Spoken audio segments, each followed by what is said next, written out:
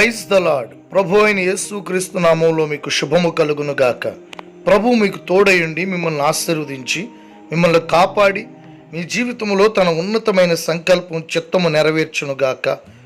ప్రభు మీకు తోడైన బలపరచును గాక. ఈ దినము కొరకు సిద్ధపరచబడిన దేవుని వాక్యం పరమగీతం 8వ అధ్యాయం 2వ వచనంలో, నేను నీకు మార్గదర్శనవుదును అని దేవుడు తన వాక్యములోంచి తెలియజేస్తూ ఉన్నాడు.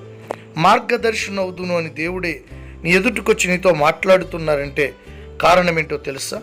లోకములో అనేక మంది ప్రజలు మార్గము తప్పి తిరుగుతూ ఉన్నారు.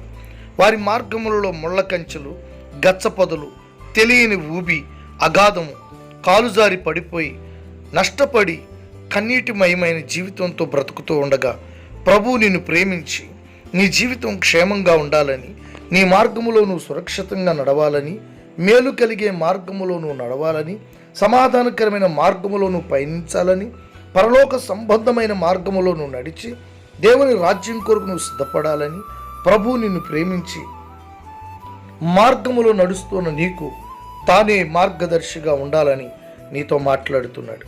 ప్రియ సహోదరుడా, ఈ లోకంలో మనుషులు స్వార్థపరులై వారికి నచ్చినట్టుగా, వారికి తోచినట్టుగా, వారికి అనుకూలముగాను, వారి లాభమును చూసుకొని, వారి స్వార్థమును చూసుకొని నీ మార్గములో నీకు సలహాలు ఇస్తూ ఉంటారు.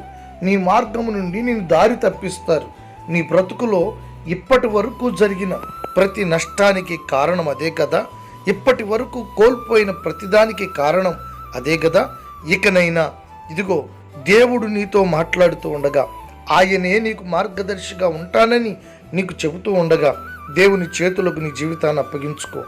ఆయన నీకు మార్గదర్శి అయితే నీ మార్గములలో నీ పాదములు రాయికి తగిలి నువ్వు తొట్టుపడి నష్టపోకుండానట్లుగా దేవుడు తన దూతలకు నీ కొరకు ఆజ్ఞాపిస్తాడు.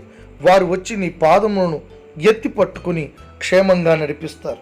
కడవరకు గురి యొద్దకు నమ్మకంగా నడిపించగలిగిన నమ్మకమైన మార్గదర్శి మన ప్రభు అయిన యేసుక్రీస్తు. ఆయనే అన్నారు, నేనే మార్గము, నేనే సత్యము, జీవం, నా ద్వారానే అని ప్రభు సెలవిచ్చారు.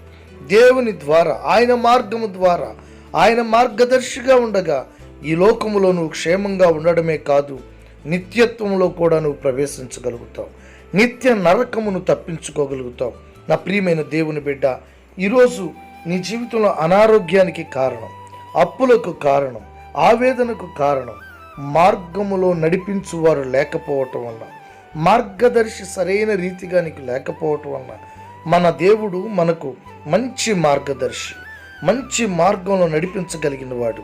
మేలు కలుగు మార్గం ఏది అని అడిగితే సరైన మార్గమును చూపించగలిగిన శ్రేష్టమైన మార్గదర్శి, మేలు కలిగే మార్గంలో నడిపించి నీకు నెమ్మదిని కలుగు చేస్తాడు.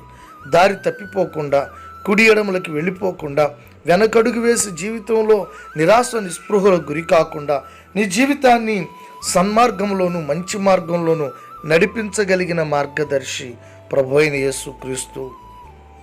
నీ పిల్లల విషయంలో, లేక నీ భర్త భార్య విషయంలో, నీ వ్యాపారం విషయంలో, నీ ఉద్యోగం విషయంలో, ప్రతి విషయంలో కూడా ఆయన నీకు మార్గదర్శి అయి ఉంటాడు.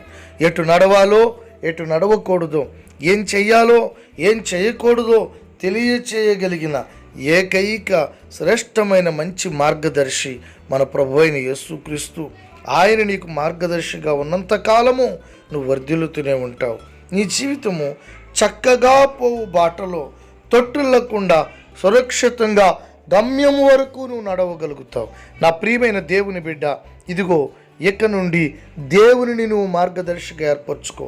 అట్టి కృప నీకు కలుగునట్లు ప్రార్థన చేద్దామా? ప్రేమగల తండ్రి, మహాగణుడు అయిన ప్రభువా, మీకు స్తోత్రాలు. నీ బిడ్డలు నాయన ఇంతకాలము వారి జీవితంలో కలిగిన నష్టము, దుఃఖము, వేదన, అపాయము, అపజయమును బట్టి కృంగిపోతూ ఉండగా వారి ఎదుటికి మీరు వచ్చి నేను మీకు మార్గదర్శిని అవుతానని చెప్పిన మాటను బట్టి నీకు స్తోత్రాలు.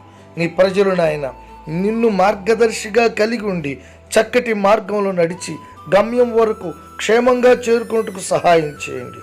కుటుంబాల్లో ప్రతి విషయంలో కూడా మీరు మార్గదర్శిగా ఉండి వారి జీవితాలను కాపాడి ఆశీర్వదించి సమాధానంతో నెమ్మదితో నింపమని యేసుక్రీస్తు నామంలో ప్రార్థిస్తున్నాము తండ్రి. ఆమేన్. God bless you.